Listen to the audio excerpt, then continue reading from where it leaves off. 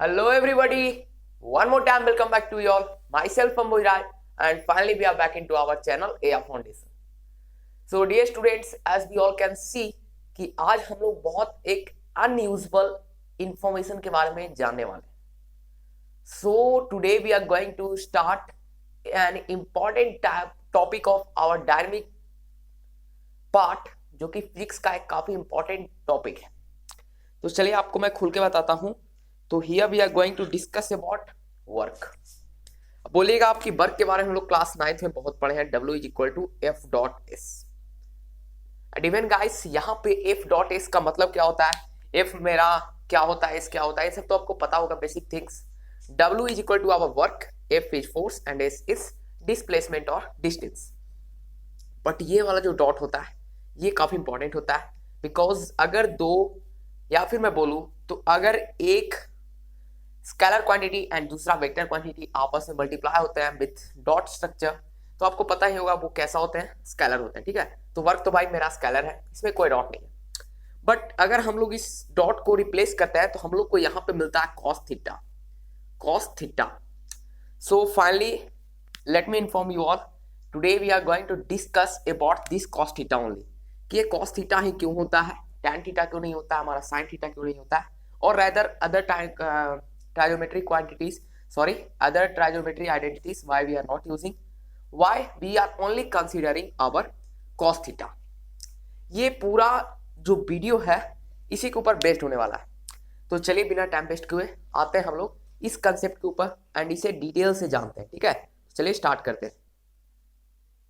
1 minute hold करिए, आपको मैं डिटेल से बता रहा. Okay guys, so here we are going to see this topic in detail. ठीक है, चलिए. So before going to discuss this topic, आपको मैं एक बहुत इंपॉर्टेंट टॉपिक देने वाला हूं जो कि हम लोग को 11th में भी पढ़ने हैं एंड 9th में भी पढ़ना है. This topic is of normal reacting force. Normal reacting force. Reacting force. I hope कि आपको बोर्ड पूरा क्लियर दिख रहा होगा. चलिए, सो इसके लिए आपको basically we have to take some examples. So here we are going to take one example. Suppose we took one table. Consume or you have to consider that ये अपना एक टेबल है. Okay. And here on this table a book is kept. भाई यहाँ पे अपना एक book kept है. ठीक है. And this book possesses the mass of m, जो कि हम लोग को पता है. And even a force is acting towards the surface of our earth, जो कि मेरा g है. So in this case the whole force acting on this book is our w, and we know that w is equal to mg. ठीक है भाई, w is equal to mg. So here in this case, as we all know, a force is acting towards our ground surface, even it makes an angle of 90 degree with our plane horizontal surface. तो यहां पे अगर हम लोग consider करें तो ये हमारा 90 डिग्री का फॉर्मेशन करता है. समझ में आ रही है आपको बात? बहुत बढ़िया. And guys, as we all can see, एक चीज काफी इंपॉर्टेंट है कि इस बुक के ऊपर हम लोग देख रहे हैं कि book is in the rest position. So यहां पे एक और चीज इंपॉर्टेंट है कि the book is in rest position. So according to Newton laws of motion, क्या हमको लगता है कि कुछ हो रहा है यहाँ पे?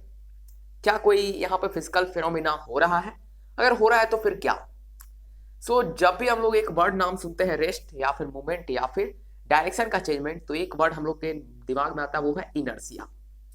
सो guys, according to first law of motion हम लोगों ने पढ़ा है कि अगर कोई ऑब्जेक्ट रेस्ट में है तो वह रेस्ट में ही रहता है और वह अपना पोजीशन उस टाइम पीरियड के तक नहीं करता है जब तक उस पर कोई अनबैलेंस्ड फोर्स एक्सटर्नल एक्ट ना करे. M I right? या guys. So we studied these all things in our basic classes, but here we have to focus that कि अगर हम लोग यहाँ पे कंसिडर करके चले कि एक जो मेरा वर्क जो है या फिर सॉरी वेट जो है वो इसको एक डाउनवर्ड फोर्स के अकॉर्डिंग डाउनवर्ड की ओर खींच रहा है. ओके, बट यहाँ पे कोई भी मूवमेंट हो नहीं रहा है. सो इसका मतलब क्या है कि there might be some force acting in upward direction and having the same magnitude. ऐसा हो रहा होगा ना, because according to Newton third law, if B A and F A B, ये दोनों इक्वल होता है मैग्नीट्यूड में, बस इनका साइन जो होता है एक में निगेटिव होता है, एक में पॉजिटिव होता है। Am I right? यही होता है ना, F A B is equal to minus F B A.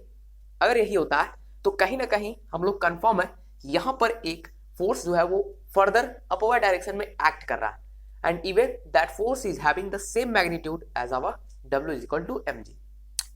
So what we are considering over here, the thing that we are considering is our normal reacting force, and in this case our normal reacting force is equal to our weight, and as we all know there is no motion, इसलिए हम लोगों ने consider किया है कि W is equal to n है, and यही तो हमारा प्रूफ होता है थर्ड लॉ ऑफ मोशन के अकॉर्डिंग। सो इस केस में हम लोगों ने क्या लिखा कि our normal reacting force is equal to mg। हो गई क्लियर? लेकिन as we all can see कि अगर हम लोग वर्क के अकॉर्डिंग आते हैं, ये तो भाई होगी आपको बहुत इंपॉर्टेंट है, नॉर्मल रिएक्टिंग फोर्स या फिर नॉर्मल फोर्स भी उसे बोला जाता है। बट गाइस जब हम लोग करते हैं consider, suppose N object is being pulled from this surface and that surface is possessing an angle of theta with the ground surface, in that case हम लोग यूज करते हैं F dot S, and generally f multiplied by s use करते हैं, but in that case we use f dot s। तो अब बात करते हैं in these cases when obliquely force is acting, and आपको मैं ये पूरा जो फंडा है ना वर्क का, ये पूरा बेस्ड है नॉर्मल रिएक्टिंग फोर्स के अकॉर्डिंग।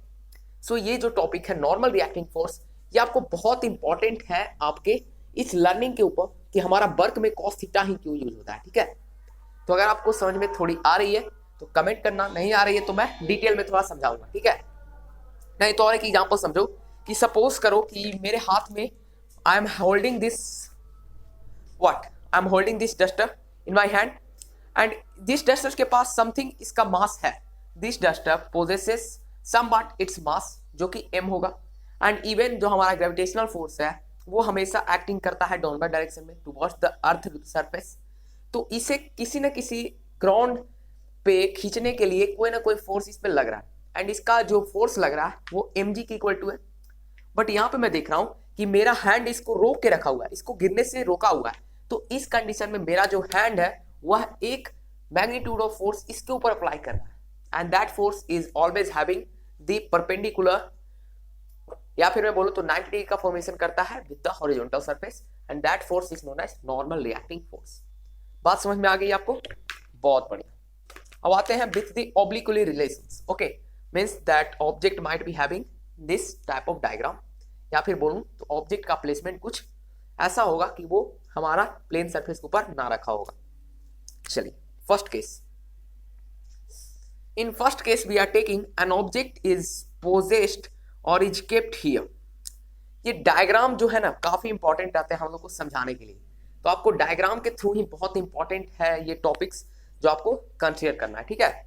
ओके चलिए भाई यहाँ पे हम लोग देखते हैं कि एक ऑब्जेक्ट केप्ट है यहाँ पे, an object is kept over here and this object is coming और फॉलिंग डाउनवर्ड्स, ठीक है? बहुत बढ़िया। And one thing we have to keep in our mind is that कि ये ऑब्जेक्ट का जो एंगल है, या फिर मैं बोलूँ तो this object is kept at plane, इसका नाम मैं दे दूँ तो ए बी सी, ठीक है? So this object is kept at the plane A B, इसके लिए तो ये प्लेन है भाई, इसमें कोई डॉट नहीं है, but this plane makes an angle theta with the real horizontal surface, means कि AC एंड AB के बीच का जो एंगल है वह थीटा है। एंड इस केस में मैं अभी आपको बात कर रहा हूँ normal reacting force, not about work, ठीक है? वर्क को मैं कैसे समझाऊंगा आप ध्यान से देखना। सो इन दिस केस इस ऑब्जेक्ट के पास अपना एक मास है, अपना एक ग्रेविटेशनल फोर्स के अकॉर्डिंग इसे नीचे खींचा जा रहा है, तो यहाँ पर W इज इक्वल टू क्या हो गया mg। अब mg का डायरेक्शन क्या है भैया? Always towards the earth surface, ऐसा है, बहुत बढ़िया। बट गाइस अगर हम लोग नॉर्मल रिएक्टिंग फोर्स के बारे में पढ़ें तो हमें पता था कि नॉर्मल रिएक्टिंग फोर्स हमेशा परपेंडिकुलर मींस 90 डिग्री के एंगल के साथ ही लगता है प्लेन के ऊपर। तो इस केस में मेरा नॉर्मल रिएक्टिंग फोर्स ऐसा हो रहा है। बट एक चीज हम लोग को काफी ज्यादा एसेंशियल है यहाँ पे कंसीडर करना, वो क्या है कि अगर हम लोग इसे इक्वेशन के अकॉर्डिंग रखें तो यहाँ पे ऑब्जेक्ट का मूवमेंट हो रहा है, और अगर मैं आपसे कहूं कि ऑब्जेक्ट का मूवमेंट हो रहा है तो W is not equal to mg, यानी या अगर मैं आपको कहूं तो normal reacting force is not equal to W is not equal to mg। बात आ रही है समझ में?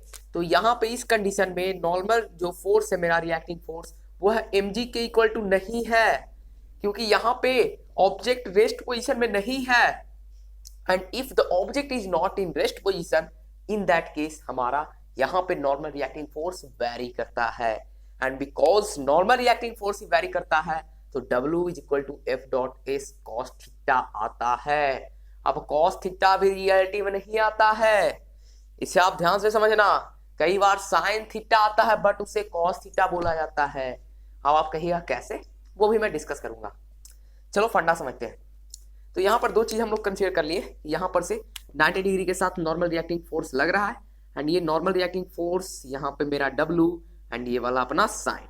तो इस साइड जो लग रहा है ये मेरा हो गया साइन थीटा, क्योंकि साइन थीटा इक्वल टू होता है P बाई H, यानी परपेंडिकुलर अपॉन हाइपोटेनस। तो परपेंडिकुलर मेरा ये था W था, ये मेरा क्या हुआ W is equal to mg and यहाँ पे मेरा हाइपोटेनस हो गया साइन थीटा। अब आपको समझ में आ रही है बात मैं क्या बोल रहा हूँ?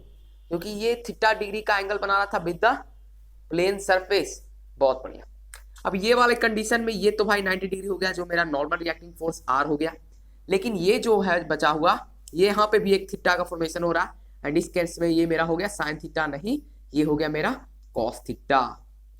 समझ में आ रही है आपको बात कि साइन थीटा क्यों नहीं हुआ? बिकॉज कॉस थीटा इक्वल होता है व्हाट अपॉन क्या होता है P by H, P by H होता है।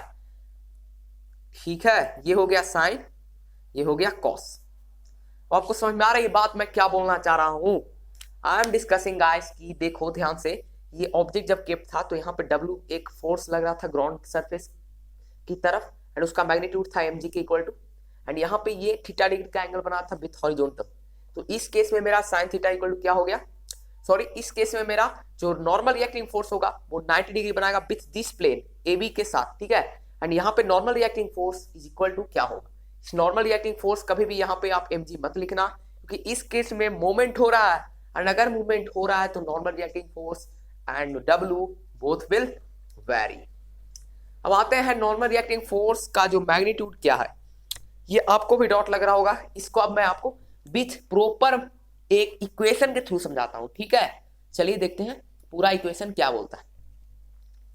ओके, आ जाइए इधर, ध्यान से सब कुछ समझना तभी आपको समझ में आएगी। सबसे पहला चीज कि नॉर्मल रिएक्टिंग फोर्स मेरा यहां पर 90 डिग्री का एंगल बना रहा है विथ AB।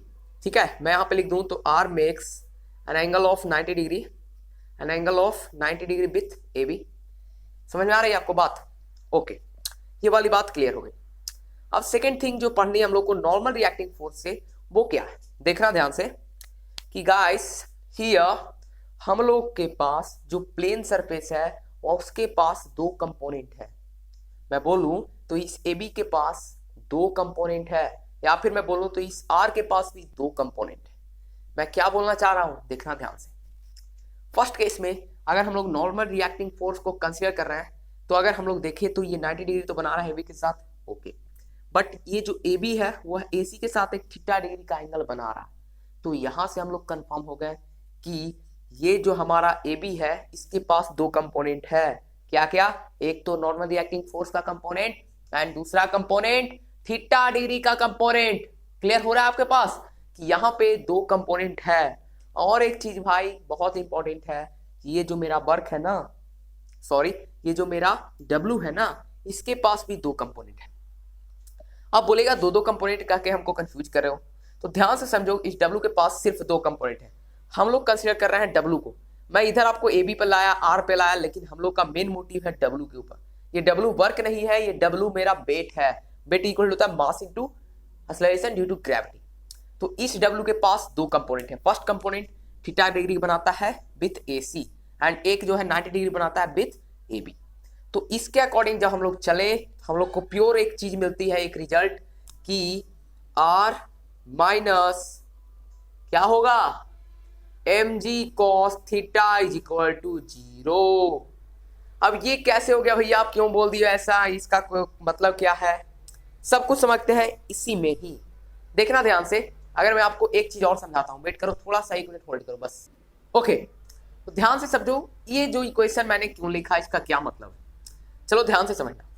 मैंने अभी तक आपको क्लियर कर दिया कि इस W के पास दो कंपोनेंट है। एक कंपोनेंट तो ऐसा है कि ये साइन थीटा बनाता है, या फिर मैं बोलूँ थीटा डिग्री का एंगल बनाता है विद AC, एंड सेकेंड ये R जो है नॉर्मल रिएक्टिंग फोर्स, ये 90 डिग्री का बनाता है AB के साथ। तो यहां पर से हम लोग दो चीज लिख सकते हैं कि this W possess two component. First component is that कि ये हमारा एक एंगल का फॉर्मेशन करता है जो कि मेरा है cos थीटा। यहां पर आप समझना ये क्या बता रहा हूं मैं, ये 90 डिग्री हो गया, ये भी 90 हो गया, इस साइड भी 90 हो गया, ये थीटा है। आ रही है बात समझ में आपको? आई होप कि समझ में आ रही होगी। अब ध्यान से देखो इस टोटल ग्राफ को, ये वाला cos थीटा हो गया, मैं लिख दिया था मैंने cos theta. Okay, second thing हम लोग बात करें, ये वाला मेरा साइन थीटा हो गया, क्यों हो गया मैंने बात कर ली है।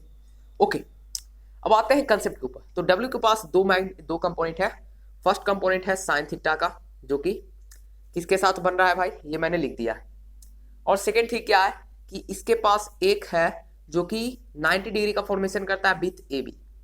अब जब हम लोग मोमेंट को गौर करें ना, तो मोमेंट हो रही है इस केस के साथ, तो यहां पे इसका कोई यूज ही नहीं है, और R के कंसिडरेशन में no moment is coming, and because of that R को हम लोग करते हैं ड्रॉप, एंड ये साइन थीटा को करते हैं अफोर्ड, एंड इसी के लिए हम लोग यहां पे लिख चुके हैं R minus mg cos theta is equal to 0। बात समझ में आ गई आपको? अगर नहीं आए तो मैं फिर से बता दूंगा, मुझे कोई प्रॉब्लम नहीं होने वाली है, ठीक है? ओके, अब भाई जल्दी जल्दी देखो, थोड़ा जल्दी करेंगे हम लोग, क्योंकि हम लोग को दोनों चीज समझनी है। तो R is equal to mg cos theta, यानी यहां से हमें पता चल गया कि नॉर्मल रिएक्टिंग फोर्स है जो mg cos थीटा के इक्वल टू है। एंड इन लास्ट केस हमारा R इज इक्वल टू क्या था, mg था, जब ऑब्जेक्ट 90 डिग्री पे प्लेन सरफेस टेबल के ऊपर ऐसे रखा हुआ था। आगे दोनों केस में हम लोग कंफर्म हो गए कि normal reacting force is always not equal to our mg। अब चलते हैं थर्ड वाला केस, जो कि आपको मैंने यहां पे डायग्राम बनाया कि इस ऑब्जेक्ट को हम लोग ऊपर खींच रहे हैं। In this case we discussed that object is getting displaced, और ऑब्जेक्ट जो है वो फॉल कर रहा है डाउनवर्ड, या फिर इस केस में हम लोग अब डिस्कस करने वाले हैं कि ऑब्जेक्ट को खींचा जा रहा है with an angle of theta, और इसका नेम दे देते हैं हम लोग वैसे ही ABC। अब थोड़ा सा आपको ध्यान से समझनी है कि ये ऑब्जेक्ट का प्लेसमेंट यहां पर है।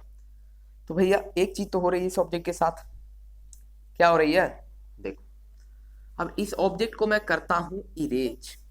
क्यों इरेज कर रहा हूं? क्योंकि आपको मैं बड़ा ऑब्जेक्ट देने वाला। अब आप इसको थोड़ा ऐसे करके, इसको ऐसे करके, इसको ऐसे कर दो। समझ में आ गई बात में क्या किया मैंने? तो मैंने इस ऑब्जेक्ट को वहीं का वहीं रख दिया है, बस इसमें थोड़ा सा आपको मैं समझा दिया हूं कि ये mg जो है हम लोग को मिल गया है, और ये mg के साथ इसे डाउनवर्ड खींच रहा है। एंड यहाँ पे हमें एक और चीज मिल गया कि R का वैल्यू इधर आ गया। क्यों? क्योंकि R always makes an angle 90 degree with the plane surface, तो R का वैल्यू आ गया। हम लोग बात करें नॉर्मल रिएक्टिंग फोर्स, तो भैया नॉर्मल रिएक्टिंग फोर्स तो मिल गया, बट अनदर थिंग क्या है कि इस ऑब्जेक्ट को हम लोग ऊपर खींच रहे हैं, और ऊपर AB पाथ पे खींच रहे हैं, और इस AB पाथ को जब हम लोग कंसीडर करते हैं तो इस पर इक्वेशन टोटली डिफरेंट हो जाता है, एंड डिफरेंट होने के कारण वैल्यू भी टोटली डिफरेंट हो जाता है। अब आप बोलना मत कि भैया R मिल गया तो अब हम लोग नॉर्मल रिएक्टिंग फोर्स को क्यों कंसीडर करें। बहुत इंपॉर्टेंट है, बहुत इंपॉर्टेंट है, एंड बहुत इंपॉर्टेंट है। चलो भाई क्यों इंपॉर्टेंट है, अब आप एक चीज मान लो ना कि हम लोग को नॉर्मल रिएक्टिंग फोर्स मिल गया, मैग्नीट्यूड ऑफ वेट मिल गया। अब हम लोग को कंसीडर करना है कि भाई जेड फोर्स के अकॉर्डिंग इसको ऊपर खींच रहा है, क्योंकि जब हम लोग वर्क के बारे में पढ़ते हैं तो we consider the force through which displacement is done. हम लोग कभी भी वर्क में ऐसा कंसीडर किए हैं कि W को कंसीडर करके चले हैं? W को हम लिए हैं कभी भी वर्क में? नहीं ना। क्यों? क्योंकि वर्क किसे लेता है? जिस फोर्स से डिस्प्लेसमेंट प्रोड्यूस हो, जिस फोर्स के अकॉर्डिंग ऑब्जेक्ट का जो डिस्टेंस ट्रेवल हो वो पता चले, ना कि मेरा जो ऑलवेज हर ऑब्जेक्ट ऊपर रख पड़ रहा है W, उसे वर्क में कंसीडर नहीं करते हैं। ये तो मेरा सिर्फ समझने वाली बात है। W, ये जो W है ना mg, इसको समझने के लिए रखा जाता है, लेकिन जब वर्क को कंसीडर करते हैं तो वहां पे इसका कोई यूज ही नहीं है। एंड बिकॉज ऑफ दैट अब हम लोग को एक और इक्वेशन बनाना पड़ेगा। अब वो इक्वेशन क्या है भैया, ध्यान से देखना। mg को राइट में रखो या RHS में रखो या फिर LHS में ही रखो तुम, तो LHS मेरा mg हो गया, जो कि मेरा है वेट। अब इस वेट को डाउनवर्ड ना गिरने से यहाँ पे दो चीजें काम कर रही है। अगर आपको अभी भी समझ में नहीं आ रही है, मैं समझ रहा हूं, तो ध्यान से सुनो। कोई भी ऑब्जेक्ट क्यों नहीं गिर रहा है डाउनवर्ड? क्योंकि वहां पे उसको एक चीज नॉर्मल रिएक्टिव फोर्स लग रहा है। एंड सेकंड केस हम लोग यहाँ पे खींच रहे हैं जेड फोर्स के साथ, एंड ऑब्जेक्ट पर जो टोटल रिएक्टिंग फोर्स लग रहा है वो क्या आ गई समझ में? आ गई होगी, R प्लस जेड। ये जेड जो फोर्स हम लगा रहे हैं, बट ये जेड आपस में एक थीटा डिग्री का एंगल फॉर्म कर रहा है। किसके साथ? AC के साथ। एंड बिकॉज ऑफ दैट ये जेड चेंज हो जाएगा साइन थीटा। साइन थीटा क्यों हुआ? क्योंकि यहां पे हम लोग किसे कंसीडर कर रहे हैं? P अपॉन H को। ठीक है, here we are considering our P upon H। एंड ये जो हमारा है ये हाइपोटेनस नहीं है, ये मेरा परपेंडिकुलर है, बट यहाँ पे ये वाला जो है ये हाइपोटेनस से क्लियर हम लोग।